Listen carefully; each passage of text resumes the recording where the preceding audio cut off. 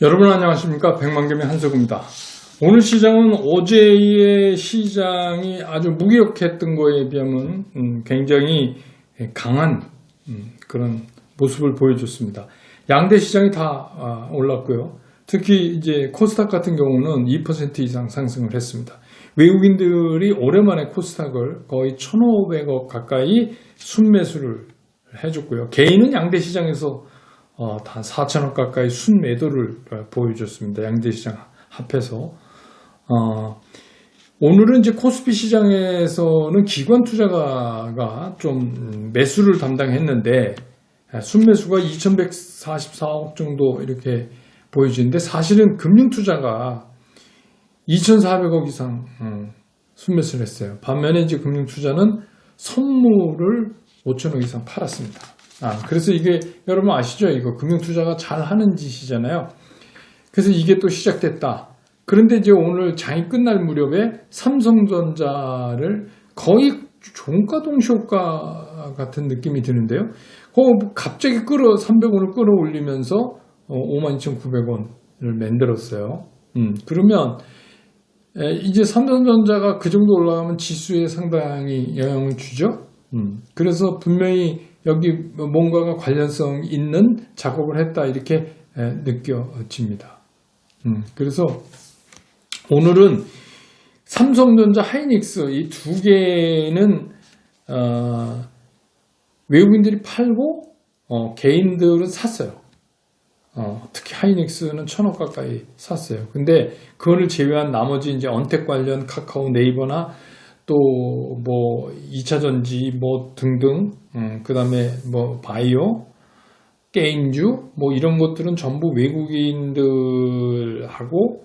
기관은 사고 개인은 다 팔았어요. 그러니까 개인은 주로 오늘 이제 그 삼성전자, 하이닉스 빼고 나머지는 다 개인은 팔았다. 파는 데 썼다. 이렇게 볼 수가 있고, 오늘 이제 특이한 점은 화장품 하고 게임주. 이건 이제 중국에서 어제 있었던 한국 관광상품 라이브 쇼에서 200만 명이 올렸다고 그래요. 아마 그 영향을 받은 것 같은데, 여기서 이제 우리가 시장을 보는 한 가지 팁은, 어차피 이게 뭐 정치적인 거지만, 중국이 계속 우리랑 대립각을 세우고 갈 수는 없을 것 같아요. 하반기에. 그래서 뭐 코로나만 조금 진정된다든가 무슨 치료약이나 백신이 어느 정도 나온다든가 그래서 굉장히 빠르게 중국이 우리랑 좀 우호적으로 되돌리는 작업을 하려고 하는 것 같아요. 이제 그런 입장에서 보면 앞으로도 우리가 이 화장품하고 게임 관련 이런 쪽은 조금 신경을 쓰면서 매일매일 좀 체크해가는 그런 종목군으로 봐도 좋다. 왜냐하면 화장품이나 게임 같은 거 여러분 게임도 그 라이센스 받아서 그냥 돌리면 바로 수익이에요. 화장품도 그냥 팔면 바로 수익이에요. 그러니까 이게 무슨 다른 것처럼 시간이 오래 안 걸려요. 그러니까 빗장만 풀리면 바로 실적으로 될 수 있는 그런 성격을 가지고 있다는 점도 좀 보셨으면 좋겠다. 이런 생각이고. 뭐 간단하게 시장을 그렇게 정리를 했는데 오늘 이제 전체적으로 코스닥은 외국인들이 좀 했고 코스피는 기관이 했어요. 근데 기관은 이제 금융투자니까 이거 얼마나 끌고 갈지 워낙 이쪽은 빠르게 매매하니까 그건 좀 봐야 될 것 같고 약속한 대로 이제 SK바이오팜 얘기를 하죠. 이거 많은 분들이 저한테 이제 질문을 주세요. 나 이거 언제 팔까? 언제 팔아야지 나 잘했다고 소문나겠습니까? 이랬는데 사실 이거 저도 잘 몰라요. 그래서 이거는 참 드리기 어려운 얘기지만 이 백만개미는 원래 그런 유튜브 방송이니까 백만개미에서는 그냥 제 의견을 말씀드리는 거니까 그냥 뭐 오해하지 마시고 그냥 저건 한세구 생각이다 이렇게 해서 제 의견을 말씀드리죠. 지금 이제 이게 소위 말하는 따상 아닙니까? 따블 놓고 거기서 상한가, 그걸 기준가로. 그래서 오늘 이제 12만 7천 원이잖아요. 시총이 9조 8,300억. 10조에 육박했어요. 대단하죠. 예. 근데 이제 이거 애널리스트들이 이거 이제 공개 전에 밸류에이션 할 때 보통 이 SK 바이오팜 밸류에이션 할 때 보통 11조 뭐 근처에서 이렇게 예측을 했었어요. 그래서 그런 걸 한번 감안해 보시라. 그럼 내일 이게 상한가 치면 16만 5천 원이에요. 와, 이거 하신 분들 돈 많이 버시겠어요. 뭐 주수가 적어서 좀 그렇지만. 그래서 그러면 시총이 12조 7천이 되는 거예요. 12조 7천. 그리고 이제 다시 주말을 넘겨서 월요일 날 이어서 상한가를 치면 19만 원. 그럼 이제 19조. 그렇죠? 어마어마해지는 거예요. 이렇게 되면.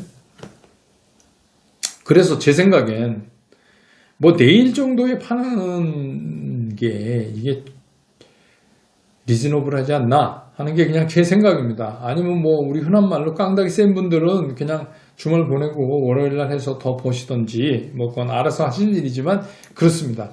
뭐 그냥 매매 제대로 하고 뭐 이거 주수도 얼마 안 되니까 그냥 선수들은 오늘도 많이 팔더라고요. 그래서 오늘 보니까 외국인들은 480억 팔았어요. SK바이오팜을. 근데 개인은 480억 샀어요. 순매수로. 그러니까 한번 생각해 보세요. 어떤 게 맞는 건지. 근데 뭐 이거 나중에 뭐 이거 100만 개미 한세구말 들어갖고 나 더 먹을 거 못 먹었다 이래갖고 뭐 항의하거나 수호하거나 그러지 마십시오. 이게 제 영상 뒤에 그러시면 안 된다고 제가 이렇게 항상 붙여놓는데 끝까지 보신 분은 한번 보셨을 거예요.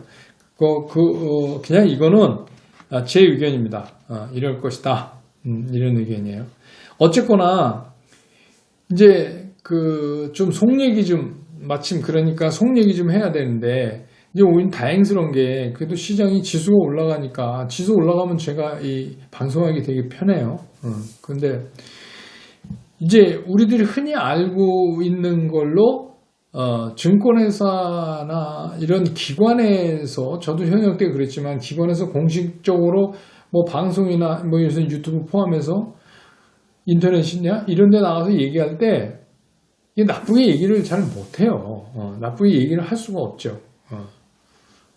그러니까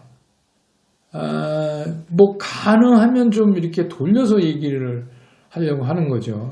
그래서 뭐 증시가 횡보를 하고 이러고 뭐 안개 속을 가고 뭐 이러면 이게 잘 안 된다는 얘기죠. 이게 잘 보여도 하기가 어려운데 안개 속 증시라는 게 이게 우리 흔한 말로 마탱이 같다는 얘기를 그렇게 하는 거죠. 그런데 이제 뭐 그럴 수밖에 없어요. 증권회사 입장에서는. 그래서 뭐 그 어느 때도 그렇지만 증권회사가 연초에 그 해에 예측치를 내놓고 예상을 하면 뭐 다 좋죠. 올해 주가 박살난다 이런 적은 한 번도 없어요. 제가 제 기억으로 40년 동안 없었던 것 같아요. 근데 박살난 때 많거든요. 그렇습니다. 이제 그런 거, 그런 코멘트를 우리가 어떻게 받아들이느냐. 주식은 이런 거잖아요. 증권회사 입장에서는 주식을 고객이 사야 팔죠. 팔면 안 살 수도 있어요. 그죠? 그러니까 일단 사야 돼요.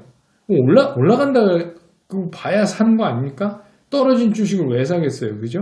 그러니까 기본적으로 그런 게 다르다는 거를 염두에 두고 이제 시장을 보시라.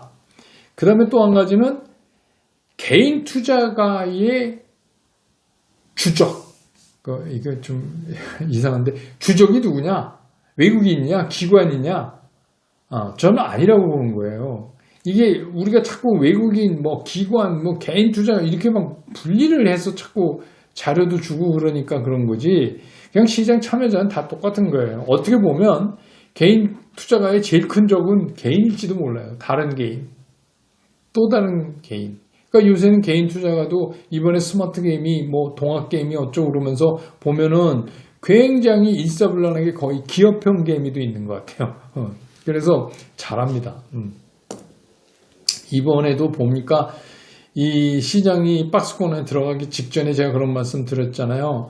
떨어진 날 사서 그 다음날 되반등할 때 팔고 또 그런 거 거듭되면 시장이 자꾸 박스권으로 들어갈 수가 없습니다. 에너지가 소진돼서. 그렇지만 그거 하는 사람은 먹잖아요. 잘게 먹지만. 근데 이제 우리 일반적인 개인 투자가 그렇게 하는 게 사실 어려운 거잖아요. 그냥 내가 이 회사가 이 종목이 비저너블하고 좋아 보이니까 이걸 사서 이걸 모았다가 어느 정도 금액 차가 나면 이거를 이제 매도해서 그 수익을 갖고 뭐 그런 거잖아요. 그렇게 생각을 해야 되는데 문제는 개미도 많다 보니까 뭐 별 개미가 다 있죠. 그런데 이번에 이제 개미의 이 힘을 한번 보여준 거 아닙니까? 그래서 뭐 예탁금 50조. 그리고 이번에 이제 SK 바이오팜 청약할 때 막 32조 이렇게 몰고 왔잖아요. 그 사람들이 야, 그 돈 다 어디서 왔냐? 이번에 SK 바이오팜 청약하는데 돈 빌려주고 돈 노래하는 분들도 많다 그래요. 그런 거 있습니다. 저한테 묻지 마십시오. 어디서 돈 빌려주는지.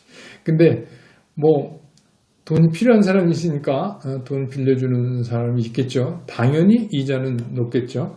그래서 뭐 그렇게 해서도 이렇게 하면 뭐 나쁜 건 아니에요. 근데 뭐 이번에 돈 빌려서 청약하면 안 된다는 법은 없으니까. 근데 이제 이번에 워낙 비율이 높아서 많이 못 받았으니까 이제 그런 거죠.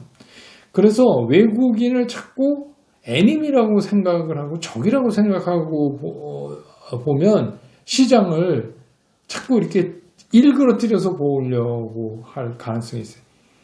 주식시장에서는 나를 제외한 모든 사람이 애님이에요. 그렇게 생각하는 게 되게 편한 거예요. 그래서 뭐 누가 뭐 이렇게 했다 그래서 이거 뭐 누가 이렇게 그건 저랑 관계 없는 거예요. 왜냐하면 내가 주식을 팔라고 그럴 때 내 주식을 사줄 다른 사람만 있으면 되는 거지. 그게 외국인 개인이 이게 기관 이게 뭐가 중요해요? 중요하지 않아요? 내가 산 가격보다 높은 가격에 나보다 더 바보만 시장 안에 존재하면 되는 거 아니에요? 그러니까 이걸 자꾸 그런 논리로 끌고 가면 위험한 게 뭐냐면 시장의 팩트를 정확히 못 볼 가능성이 있다는 거예요. 그 다음에 이제 요즘에 새로 이제 들어오신 분들이 이거는 잘 모르시는 것 같아요. 저도 깜짝 놀랐어요. 이번에 이제 팬데믹으로 주가가 빠졌다가 V자 반등을 하면서 미국 시장이랑 우리 시장이랑 거의 비슷하게 왔잖아요. 그죠? 그리고 그 안에 시장을 끌고 나가는 그 주식의 트렌드도 좀 비슷하고, 그래서 그런 줄 아는 거예요. 그러니까 미국 시장과 우리는 소위 말하는 동조화, 커플링 현상을 간다. 근데 여러분 미국하고 우리하고 시장이 전혀 다른 시장입니다. 그거 오해하지 마세요. 이게 그러니까 이제 이런 얘기들 알잖아요. 처음에 동학개미가 막 들어와서 주식을 사니까 외국인들이 뒤따 팔았는데 니들 이제 팔다가 우리가 이제 그 물건을 안 내놓으면 니들 어디 가서 살 건데 그럼 이제 물량 부족 현상이 일어나는데 이거 니네 좀 멍청한 거 아니야? 뭐 이제 이런 얘기까지 나왔었잖아요. 그럼 그런 얘기 하는 게 멍청한 거죠. 걔네들이 보통 한 26, 7, 8 조 정도 팔았어요. 3개월 동안 엄청나게 판 거예요, 사실. 근데 왜 팔았겠어요? 여러분 왜 팔았어요? 한국 주식이 이렇게 반등하는 건 뭘로 팔았을까요? 걔네는 우리랑 다른 손을 하나 가지고 있어요.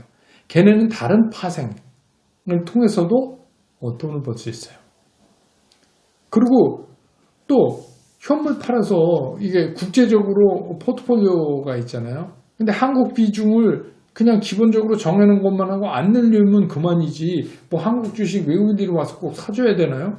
더 많이 가고 더 빨리 가는 미국 주식 사면 되지. 우리도 미국 주식 사고 싶은데 외국인들이 꼭 돌아와서 한국 주식을 다시 사줘야 된다는 무슨 법이 있냐 이거예요. 그러니까 그런데 빠지면 안 된다는 거예요. 그냥 외국인도 시장 참여자 중에 하나예요. 안 돌아올 수도 있고 계속 줄인 상태로 갈 수도 있고 그렇다는 거를 우리가 알고 있어야 시장을 담담하게 볼 수가 있는 거예요. 덜 감정적으로.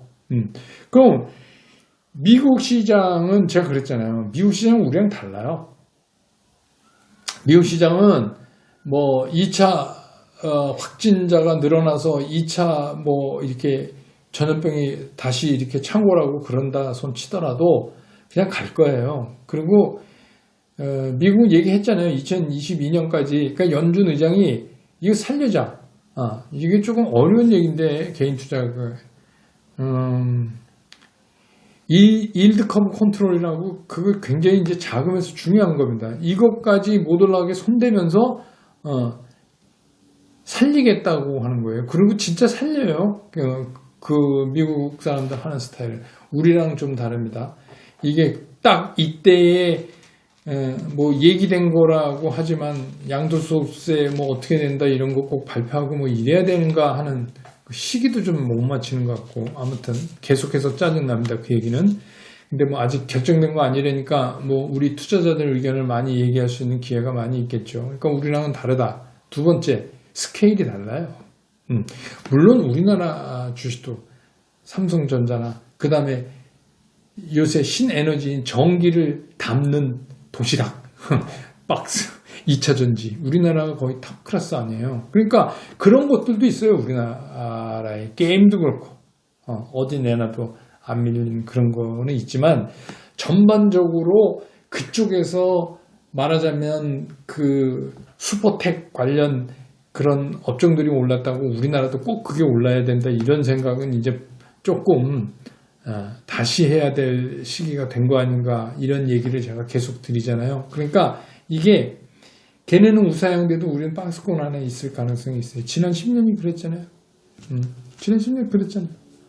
뭐 이제 와서 뭔 동조합니까? 이제 다시 팬데믹 전으로 온 거잖아요. 이제부터는 이제 우리가 정신을 좀 차리고선 시장을 봐야 된다. 그런 얘기입니다. 우리 시장이 이 박스권 안에 갇히는 이유는 뭐냐면 암만 유동성이 많아도 끌고 나가줄 사람이 없는 거예요. 누가? 외국인이 왜 끌어요? 앞장서서. 그렇잖아요. 아니 외국인이 그래야 될 일이 뭐가 있습니까? 제가 외국인이면 미국에서 하죠. 미국 주식 사지 왜 한국에서 총대 메고 지가 앞장서서 나갑니까? 그 얘기는 무슨 얘기예요? 그러니까 이게 조정을 받아야 돼. 조정을 받는다는 얘기가 뭡니까? 주가가 싸져야 되잖아요.